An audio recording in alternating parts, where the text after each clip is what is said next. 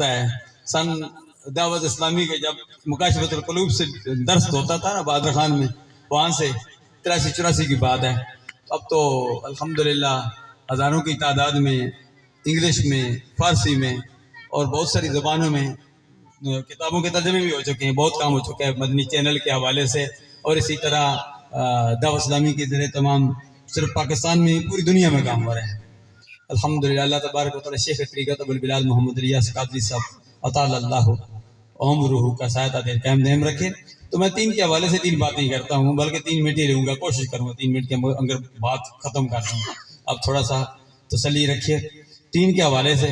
تو مجھے ریاض قادری صاحب کو میں خراج تحسین پیش کرتا ہوں، ان کو بھلا نہیں سکتا. تو وہ حدیث پاک سنایا کرتے تھے کہ سرکار نے فرمایا کہ 3 چیزیں جب تمہیں دی جائیں تو انکار نہ کیا کرو. 3 یہ 3 چیزیں دی جائیں تو پھر انکار نہ کیا کرو. تو ابھی شادی پر ایک دعا پہنچنا ہے، میں نے 3 شادیاں بھی ہیں پر چوتھا نکاح بھی پڑھانا ہے. یہ 6ٹھا پروگرام ہے. تو میں پہلے 13 بنائے ہوئے تھے، اب 2 اور بڑھ گئے. یہ 15 پروگرام ہے آج الحمدللہ والذی. ابھی 6ٹھے پر پہنچا ہوں گولیہ وال سے، اور اسی طرح شیخ باغ سے، ماڑی سے اور ڈھوک فتح سے ہوتا ہوا لیٹ بھی پہنچا ہوں.